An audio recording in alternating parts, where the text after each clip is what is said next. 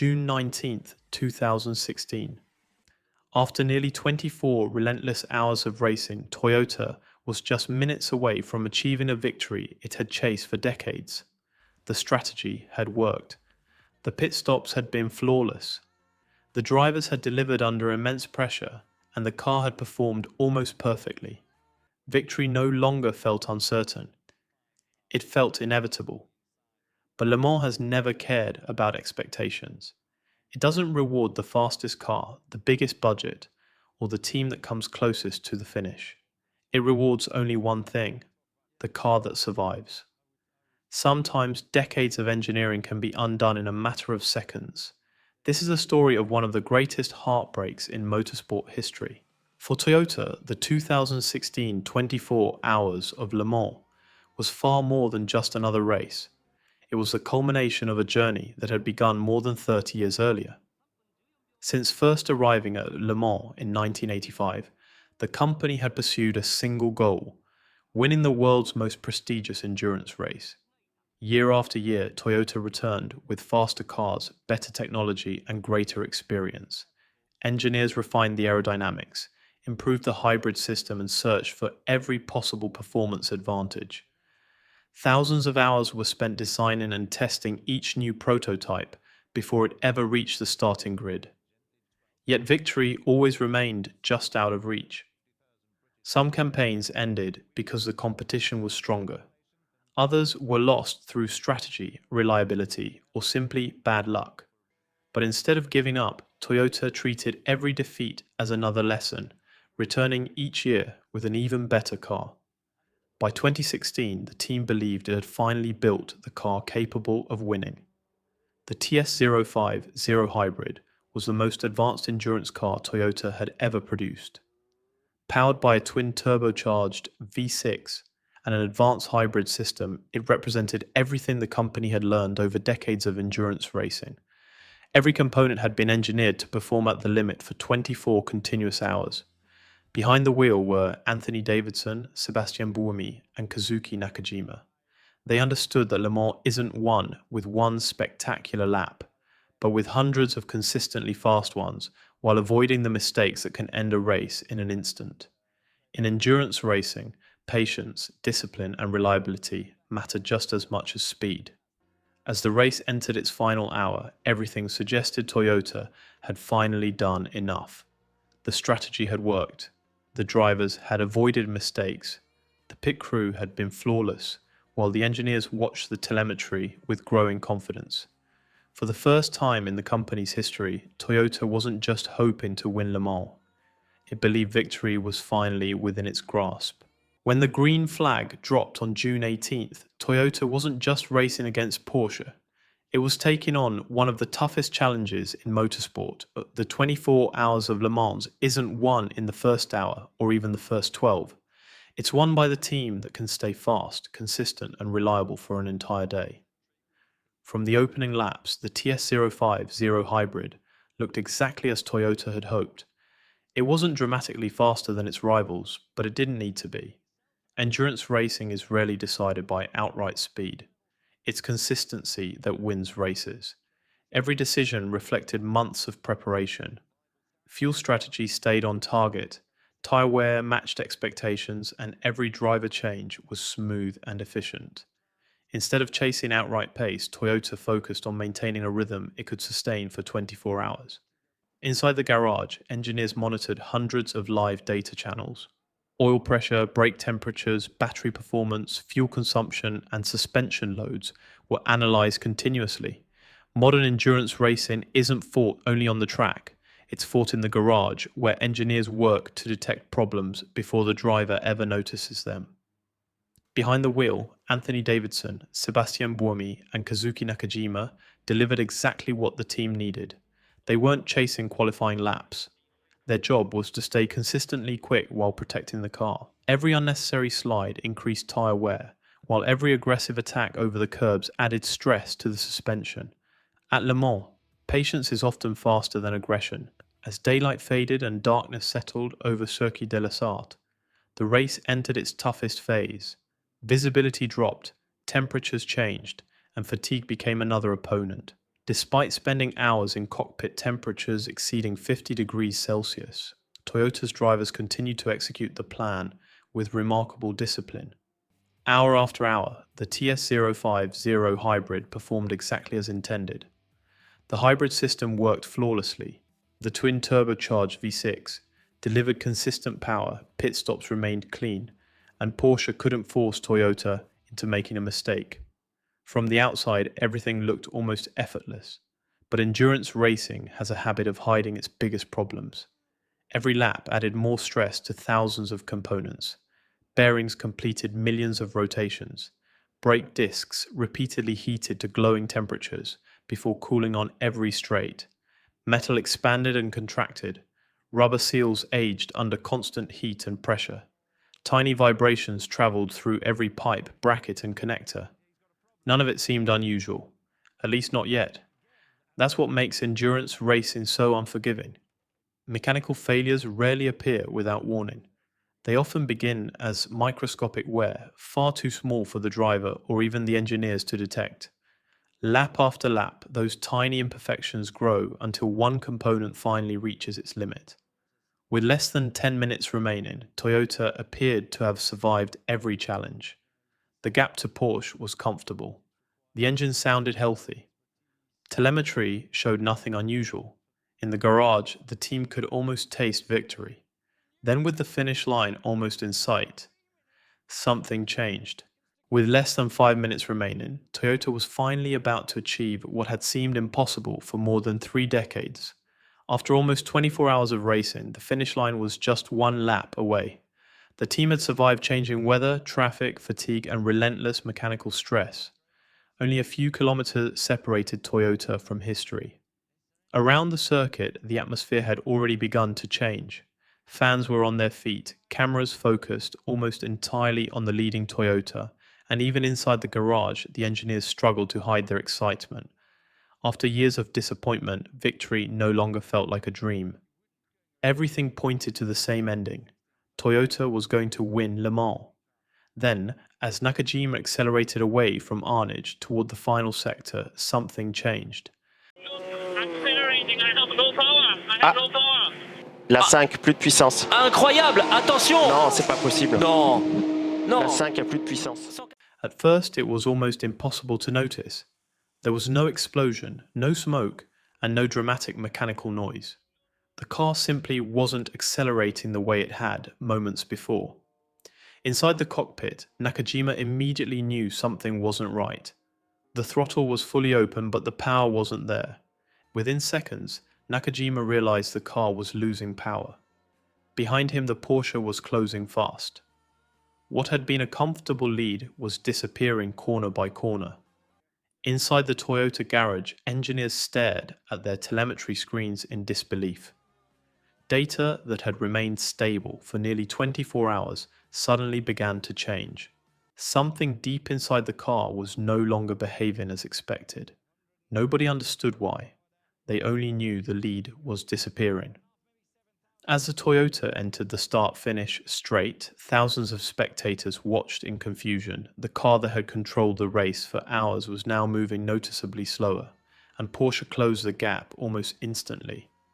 Then, in one of the most unforgettable moments in Le Mans history, the Porsche drove past. In less than a minute, 24 hours of flawless execution had turned into heartbreak. As the Porsche disappeared into the distance, the reality of what had just happened began to sink in. Only moments earlier, Toyota had been preparing to celebrate one of the greatest victories in the company's motorsport history. Now, decades of work had slipped away in front of millions of viewers around the world. Kazuki Nakajima continued doing everything he could to keep the car moving. Retirement was never an option. In endurance racing, as long as a car can still move under its own power, there's always a chance.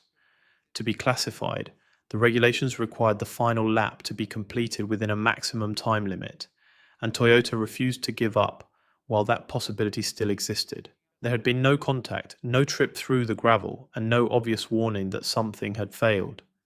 The engine was still running, but the car simply refused to accelerate. Back in the garage, engineers studied the live telemetry. Modern prototypes transmit hundreds of data channels in real time, from oil pressure and fuel flow to battery performance and turbo boost.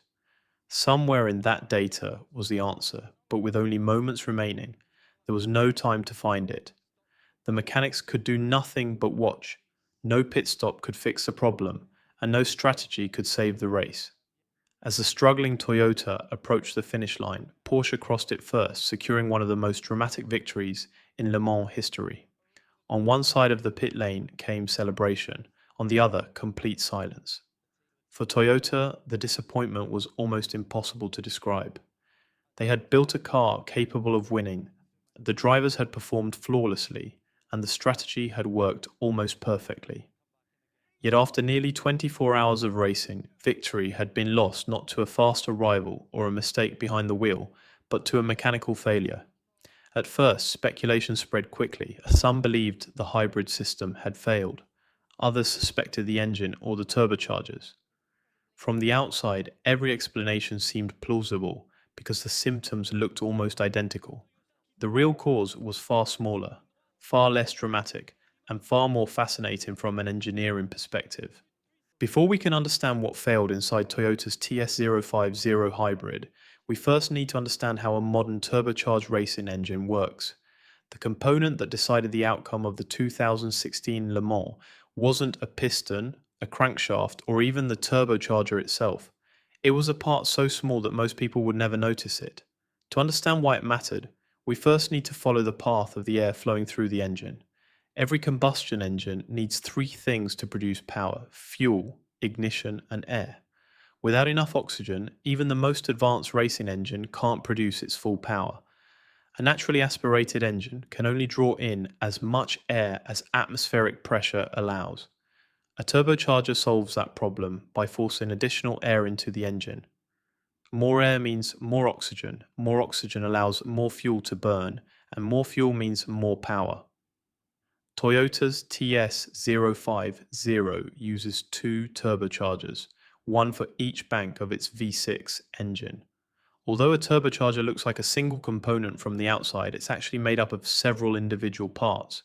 This is the turbine housing. Hot exhaust gases from the engine enter here. Inside the housing is the turbine wheel. The exhaust gases spin it at well over 100,000 revolutions per minute. The turbine wheel is connected to the compressor wheel by a common shaft. Supporting that shaft is the center housing, often called the CHRA. It contains the bearings and lubrication system that allow the turbocharger to survive enormous speeds and temperatures. On the opposite side sits the compressor wheel. Surrounding it is the compressor housing. This is where fresh air enters the turbocharger before being compressed. Now let's follow that air through the engine. The compressed air leaves the turbocharger through the charge pipe. Its first stop is the intercooler. Think of the intercooler as a radiator for air. It removes heat from the compressed air before it reaches the engine. Cooler air is denser, allowing more oxygen into the cylinders while improving both performance and reliability. From the intercooler, the air continues through another charge pipe. It then enters the intake plenum, where the airflow is divided evenly between both banks of cylinders. From there, the air travels through the intake runners. When the intake valves open, the compressed air enters the combustion chambers, where it mixes with fuel and is ignited. After combustion, the exhaust gases leave through the exhaust valves. They flow into the exhaust manifold, before returning to the turbine housing, where the entire cycle begins again. Throughout this entire process, engineers constantly monitor one critical value: boost pressure. Boost pressure is simply the pressure created inside the intake system by the turbochargers. As long as the entire system remains sealed, the engine receives exactly the amount of compressed air it was designed to use. But that pressure depends on something surprisingly simple. Every hose, every clamp, every seal, every connection. Imagine trying to inflate a balloon with a tiny hole in it. The pump can keep working perfectly, but the balloon will never fully inflate because the air escapes before reaching its destination. A turbocharged engine works exactly the same way. The turbochargers can continue spinning and the compressor wheels can continue producing pressure. But if even a small leak appears anywhere between the turbocharger and the engine, that compressed air escapes instead of reaching the cylinders. the engine receives less oxygen. Boost pressure drops. Power disappears almost instantly, and that is exactly where Toyota's nightmare began. At first glance, the symptoms suggested something catastrophic.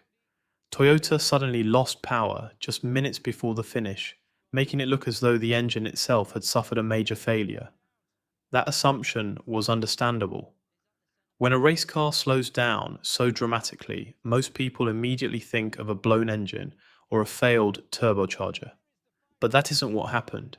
The engine was still running, the turbochargers were still spinning, and the hybrid system was still operating. The engine simply couldn't breathe.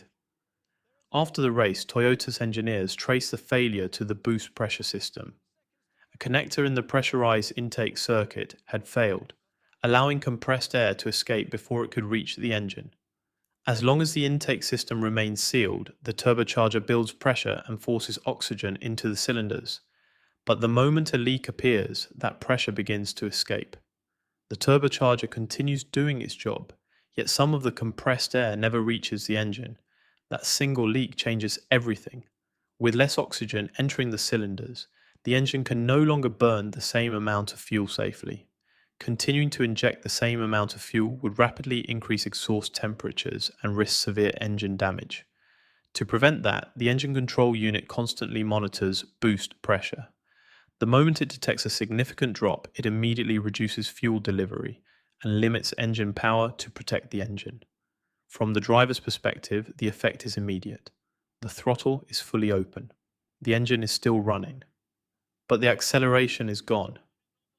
That is exactly what Kazuki Nakajima experienced during the final minutes of the race. The car could still move under its own power, but it no longer had the performance needed to stay ahead of Porsche. In the end, Toyota didn't lose Le Mans because its engine lacked power. It lost because the engine was no longer receiving the air it had been designed to use. And that raises another question. If such a tiny component could decide the biggest endurance race in the world, why wasn't it simply made stronger? Whenever a mechanical failure decides the outcome of a race, the first question is almost always the same. Why didn't the engineers just make the part stronger? On the surface, it seems like an obvious solution. If a connector failed under pressure, why not simply replace it with a stronger one? The answer lies in the nature of motorsport engineering.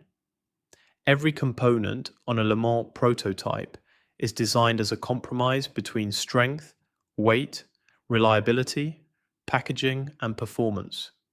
Improve one area and another often suffers.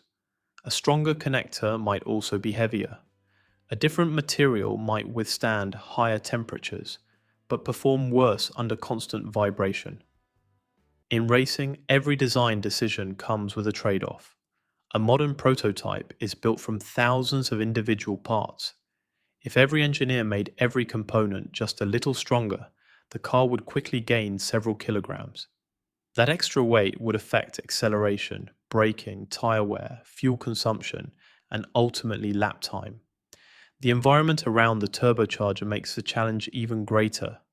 Components are exposed to extreme temperatures for almost 24 hours, while every acceleration, gear change, and curb strike sends vibrations through the entire car. Individually, those forces are harmless. Repeated millions of times, however, they slowly weaken even the strongest components. That's why manufacturers spend thousands of hours testing their cars before they ever reach Le Mans. They simulate heat, vibration, and material fatigue in an attempt to recreate race conditions, but no laboratory can perfectly reproduce 24 hours of flat-out racing. Toyota left Le Mans in 2016. Without the trophy, it had spent more than 3 decades chasing. For the drivers, mechanics, and engineers, the defeat was almost impossible to process. They hadn't lost to a faster team. They hadn't crashed. They had lost because one small component failed at the worst possible moment. For many manufacturers, a defeat like that would have marked the end of the story. Years of investment, development, and disappointment would have been enough to walk away. Toyota chose a different path. The engineers went back to work. Every piece of telemetry was analyzed. Every damaged component was inspected. and every assumption behind the original design was questioned. Their goal was no longer just to build a faster car. It was to understand exactly why the failure had happened and make sure it could never happen again. That is the essence of engineering. Failure is never the end of the story. Every broken component becomes data. Every failure becomes another lesson, and every lesson becomes an opportunity to build something better. 2 years later, Toyota returned to Le Mans. The cars looked familiar, but beneath the bodywork were countless improvements, most of them invisible. In 2018, Toyota finally crossed the finish line first, achieving the victory it had spent more than 3 decades chasing. Yet that isn't the race most people remember. When people think of Toyota at Le Mans, they remember the final lap in 2016. They remember Kazuki Nakajima slowing down on the start-finish straight, while victory slipped away only moments before the checkered flag. Because that is what makes a motorsport unforgettable. The greatest moments aren't always victories. Sometimes they're the failures that change the future. Sometimes history isn't changed by the biggest component. Sometimes it isn't changed by the fastest driver. Sometimes history is changed by a single connection carrying nothing more than compressed air. And in 2016, that was enough to decide one of the greatest races in motorsport history. Every failure tells a story. Most people remember what happened. We want to understand why. This is Breakdown, engineering behind the moments that changed history.